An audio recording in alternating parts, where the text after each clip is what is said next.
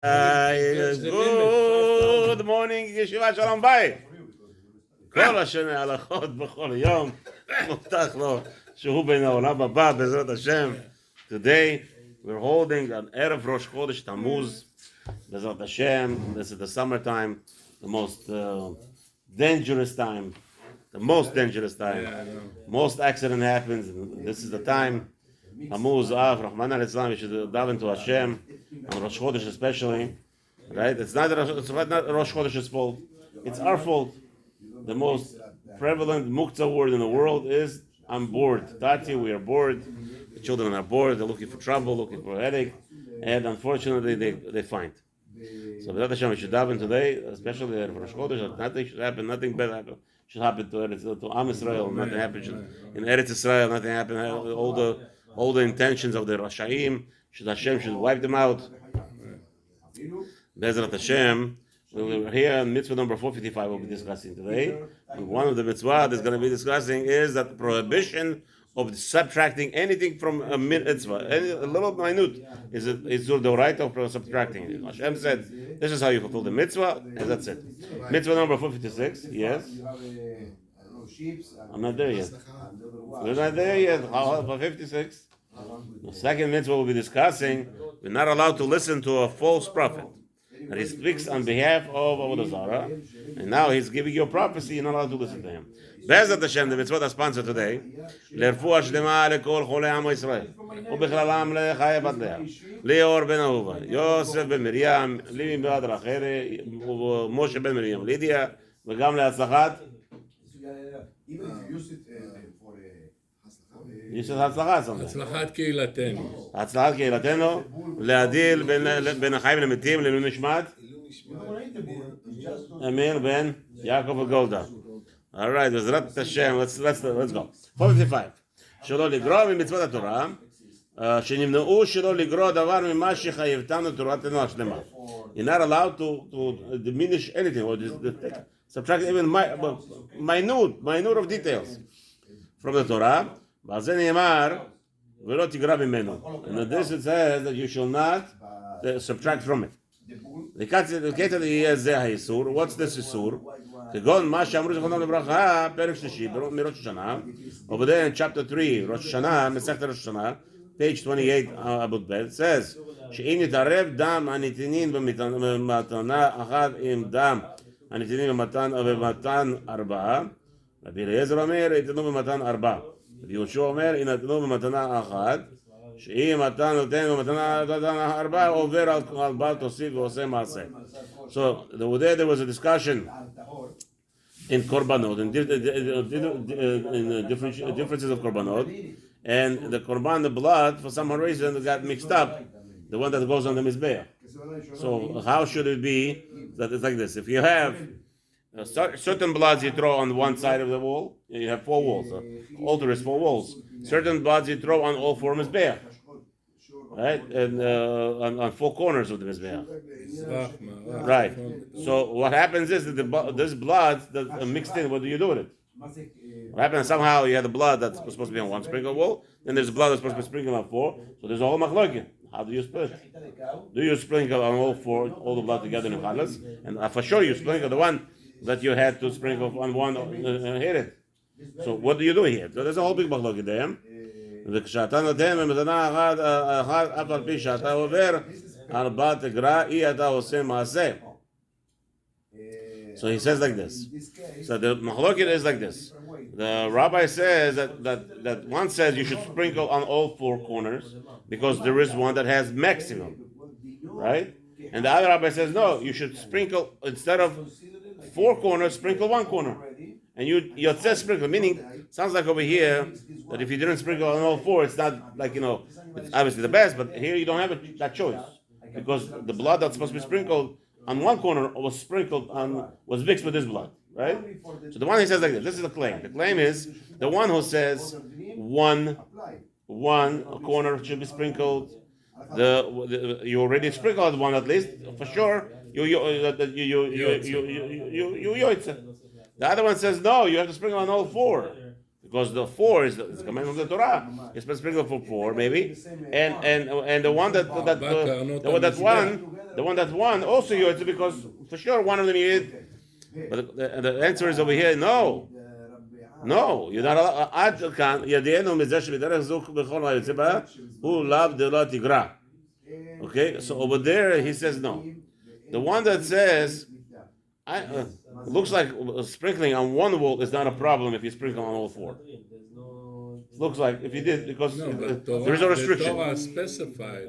No, one second, but there's a korban that has to be sprinkled on only one wall. Okay. The question is they both got mixed up. There's 2 cups, somehow they got together now. So you have a cup that's supposed to be sprinkled on 4 corners, blood, and the same cup now, one corner. Now the question is like this.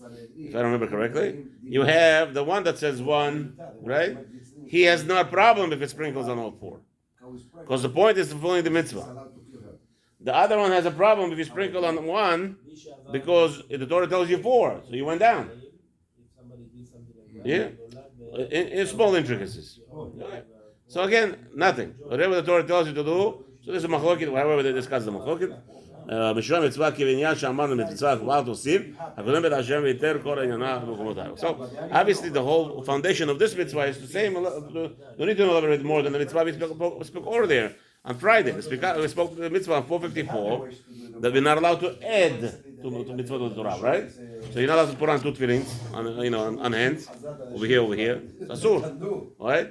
You could do it one after the other. It's not a problem. But together as a mitzvah, you're not allowed to sit extra in the sukkah. You're not allowed to do other things extra. You can put more. Huh? No, 2 talitot is not a problem. 2 different talitot, different shitot. It's not a problem. Okay? The Rabbin Scheiber wore 98 talitot. Yeah. It was a skinny like a stick, but you saw him, the guy looks like a gujilda. It's all talitot. 98 talitot. How he will hold them all on his body, nobody knows. Anyway, so now, just wanted to touch something important over here. Maybe it's Kedai also here. Yesterday we covered Ben Ish Chai. We covered Ben Ish Chai. He's talking about a meal, a person eating. Right? Baruch Hashem, we all have to eat. Everybody likes to eat and everything. Very nice. Everybody was. We need to survive. So Ben Ish Chai says no. Ben Ish Chai says when you eat, there's a lot of things you're accomplishing. It's so much minute detail. Just wanted to punch it out. Outline it here if possible before we go to the next mitzvah. It says that you're supposed to have certain kavanot when you eat. But before the kavanot, he explains that there's a whole concept that we are here to do Hashlema. How you get to the bread? Right? No, before that. The Hashlama of food. What is food? What the hell food is? If you take a look at the Gemara, it looks like they had meals for 3, 4, 5-hour meals. It's like, what are they doing? Nothing else to do in their life? No. So when you have a meal, it's like this. First of all, Ben Ish Chai explains that food is an element that connects us between this world and the next world. Okay? The connection is that we are taking food, which is obviously this world, but when we're chewing it, apparently, we have to have a kavanah. Specific kavanah is that I'm fulfilling that right now, the mitzvah to be mivarer, to cleanse out from this fruit, the shamot that Hashem put in there to have a tikkun, to have a hashlama. So meaning like this, the Gemara, the Mishnah says in Pirkei Avot, we learned if 3 people sit together and they don't say divrei Torah, as if they ate dead people. So the Ben Ish Chai explains what is dead people here. He says dead people are the neshamot of dead individuals who is in all the fruits, meaning that the whole world, all the fruits in the world, everything has a neshama of a person who needs to have hashlama, to have a completion of his task in this world. So when you make a bracha and now you start chewing, your mouth is like a mizbeach. Your mouth is like a grinder. It grinds, differentiates, separates good from the bad, right? And then the digestive system burns it down. Right? And that's why they say, this is the table before the shulchan is actually a mizbeach. The Gemara says that the altar was like esh ochelet. It's consuming fire. So same thing, when you're grinding food, you like burning the food as like a korban. So it's a small kavanah. When you eat You have a kavanah. The kavanah is that I'm right now separating the neshamot, the orot, separating them from this world, and then it's all going to be flushed down to my system, and then whatever goes out number two, it goes out number two. That is what is sustaining me. Is I'm partnering. We're partnering now with this neshamot, right? And we cleansing them up and let them go up to their neck makom. And now it says because of our completion for their tikkun, helping them, they actually are now connected to our neshama and are actually begging Hashem to help us because this is how the what's his name? They pay back. So now, what about the food? He asks, what about the food that you throw out from the table? You mean the leftovers? The leftovers and all these things, right? You didn't eat. So first of all, according to Ben Ishai, you're not allowed to take leftovers off the table until you bench. The bracha achrona, when you do bracha achrona, that fire that comes out of your mouth when you make a blessing, it actually clears out everything from the table. All the food that was not devoured, was not going down, it all gets cleansed up, and now all the neshamas also go up. So according to Ben Ishai, you're not allowed to clean the table off. Now, if you want to eat, let's say, desserts, that's why, first of all, you're supposed to make bracha achrona. All the rabbis tell you, don't make any desserts until you make a bracha achrona. Clean up the table to bring out the rest. But let's say, what are you going to do? They didn't. They didn't. And wherever I go, if I eat bread, they want to take over my table, my plates, and everything. I said, no. First of all, you're not supposed to finish the whole plate. You got to live a little bit. You're allowed to. No. Not supposed to live anything. You're not supposed to eat the whole plate. You're supposed to leave a little piece off. There's a lot of rules about it. But on Shabbat, you're allowed to clean your plate. Shabbat. I understand. No. But the Shai says no. Never. You, again, your bracha achrona is cleansing the fruits. Is that Hashem? Have a wonderful day. I'm going to send you the name of the hotel, and I found out it's a Gilad. You have one? I'm going to find out. I'm going to send you a message. So I shouldn't book today anything? My wife is driving me nuts. WhatsApp. Okay, thank you. My wife is driving me crazy. What's that? You want to come to my class in Israel? Why not? Which shul you daven there? Which shul you daven there? His name is... Text me on the WhatsApp, whenever you're there. Make sure the hotel is right next to it. Chaim, make sure my hotel is right next to your shul. If it's not, move it. All right, anyway. Now, listen. If Ben Ishai says it's a Shabbat Mutar, no problem. If the other rabbis, most rabbis today are telling him to clean the tables. Again, we're talking about Kabbalah right now. We're not talking about what's Mutar, what's not Mutar, according to other individuals that interject their 2 cents. Ben Ishai is Kadosh. Kadosh Menorah, we're talking about the person. He's telling you, no. Look what he says. He suggests you should put a new table on top of the old table. It doesn't even play. Yeah. If you want, let's say you have guests, right, and they don't want to bench. They want to eat the dessert in their house. They have a custom to eat the dessert in the middle before benching, right? So it says, Ben Ishai, no, you don't take off nothing. You put a new table on top of that. Let them eat on top of that. Talking about strictness. Mitzvah number 356. שלא לשמוע ממתנבא בשם עבודה זרה. A person who is giving us a prophecy in the name of עבודה זרה, not allowed to listen to him. שלא נמנע מנבואת מתנבא בשם עבודה, שלא נשמע ונעבודה זרה ונעבודה זרה. כלומר, שלא נשאלהו ונחקרהו על אות או מופת. Meaning like this. What's the point over here? We'll learn later that there is... No, we've said last week that we are not allowed to test the Navi too much. Sit over there, sit like that. Okay, anyway. Well, there's nothing. Anyway, so we said that you're not allowed to test the Navi that you already know that he's a true Navi. Not allowed to test it too much. So over here, what happens is a Navi comes. I come from the name of whatever. Now, what happens is, what do? We cannot tell him, oh, by the way, please give us a sign that your God is giving us a prophecy. That is asur deoraita. You hear what he's saying? That in itself, just asking him to give us a sign of that you're correct. He comes to you and he says, I want to give you a prophecy in the name of Guch or something, right? You cannot say, give us a sign. By asking him, give us a sign that the Guch sent you, you over is deoraita. שתן על נבואתו כמו שאנו עושים במדינה בשם, אוקיי. אבל נמנעו מן הדבר כמו שראוי בכל פושע ואשם. So over here, that person, obviously, you have to push him away. אם יחזיק בדעתו, נקיים בו העונש הידוע שחייבתו בתורה. So push him away, tell him, oh, mister, what gush? What gush sent you? Relax. There is no such a thing. No, I'm telling you, it's true. Oh yeah, it's true. You call witnesses, he's saying the garbage. Yeah, boom, kill a guy. That's it. No questions asked. Strangle him. It says in chapter 13, Dvarim, Pasuk Dalet, Lo tishma el divrei hanavi. You're not allowed to listen to this prophet, a false prophet. Again, the Gush doesn't exist.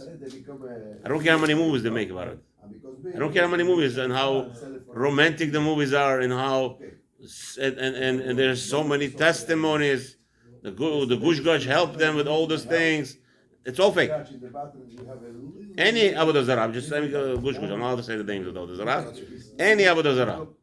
I don't care how they paint you the picture, and they could make nice movies about it. Because today everything is fake anyway. They can make movies from everything, and it's so desirable, and it's so real, and we have 10,000 testimonies, and it's true. You can't have 1-2 billion people not believing something that's not true. Yes, we could. Yes, we could. In the time of Avraham Avinu, we had half a trillion people believing nonsense, if not more. Okay, in the time of Avraham Avinu, we're talking about. And at least 500 billion people, 500 billion people in the world, and they all believe nonsense. And what's the name of a Jew? That's what Ivri means. We're Jews. What does a Jew mean? We're on the other side. We don't believe nonsense. So you have 500 billion people believing one garbage, and Avraham Avinu with his small yeshiva of 318 students believing the truth. That's what the truth is, finished. That's it. Just because they make all those things doesn't mean anything. בשושן מצווה, לפי שהטעות נמצא אצל בני אדם, תמיד בשכלם, איננו בריא לבוא עד תכלית האמת בדברים. ותחוש התורה כי אולי מתוך הטעות, המחזיבות, והעריכות על הדיבור, והוויכוח עם הזר, הזד, דובר שקרים המתנבא בשם עבודה זרה, יתפתה האדם לדבריו. Why did Hashem prohibit me asking him, give me a proof? That's a joke, even, right? Show me a proof, mister. Gush helped you. Gush sent you here. He told you that the miracle is going to happen. This is the prophecy. Give me a sign. What's the problem? I'm going to make fun of him, right? You might think. I'm going to make fun of him. I'm going to embarrass him. The Torah tells you, you don't want to give him iota, 1 ounce for any chance of argument. No chance of argument. Excuse me, mister? Gush, you have 3 seconds to get out of here. No, I promise you, it's gonna be 2 witnesses come. Torah says not allowed to. You want to be a false prophet? I don't care. That's what Gush told me. You don't care. Go to hang. Go to get killed. All right. Anyway, the Torah tells you that the over here it's mashma. I just asked him a question. I didn't do anything physical. No, asking him a question is going to open the door. And Chas V'Shalom, it's going to be opening, like the rabbi said yesterday, about, what's his name, Kalev. Kalev should have kept his mouth shut. The fact that he added, his statement actually caused the Meraglim to say, we can't. They were saying what they were saying. They were giving the report. Kalev got up, and he said, no, we could conquer. And what did they say? No, we can't. He kept his mouth shut. Who said they would have said we can't conquer? They would have given a report. Moshe Rabbeinu would have said, beautiful, thank you for your report. That's it. And what would he say? He would say, very nice, your report is very nice, but Hashem hu Elokim, Hashem is in charge of the world. Hashem told us we have to go, we have to go. No argue. There's no argument. Hashem said. Right? The fact that Caleb jumped in and said we could. We'll ask him. Based on what you're saying and what the rabbi's saying, he instigated the situation to turn That's into right. something that That's it wasn't right. supposed to be. No. They were. That was their intention. That was their intention. Right. That was their intention. The When you intention. did that little push, Don't argue. Right? Somebody asks me, Rabbi, we have to serve Hashem because what? Because nothing. Finished. Case closed. There's nothing to talk about. They don't come to shul anymore. They want me to do. There's nothing. That's it. I told you what my wife says to me all the time. Avram, you love me, right? I said, of course I love you. She says to me, why? No, give me a reason. I tell them, Hashem said to love you. Ah? Hashem, you have nothing in me that you could love? Hashem said he love you. That's it. I'm not looking for excuses. I divide that I do everything Hashem says. שאין התקומה לדבריו רק לשעה, כי האמת יורד דרכו. Okay, you know that's all fake. Don't start up a conversation. Leave it alone. Mister, you spoke to Gush Gush. Gush Gush talk to you. You ready there? You ready to die for it? Yes? Okay. Welcome. Finish. Doesn't do tshuva? Kill him. All the laws in chapter 11 of Sanhedrin discussed. This prohibition of speaking with this guy, testing, right? You're not allowed to listen and not allowed to test him. It's talking about for everybody. שהאריך עמו בדברים, או ששאל ממנו עוד או מופת, עבר עליו זה, אבל אין לוקין עליו לפי שם ומעשה. However, the rabbi says over here, if a person started to negotiate with this Gush Gush representative, and they started to talk with him back and forth to ask him questions, Has v'shalom, that person has transgressed this Avirah. Prohibition of 456, is Surdoraita of discussing it. No clowning around, allowed. And if he did it, he doesn't get punished, he doesn't lashed because he didn't do any deed actual. Over here he just spoke, and he went against the king's command. Have a wonderful day, B'ezrat Hashem. We're going to do halacha if you want to stay.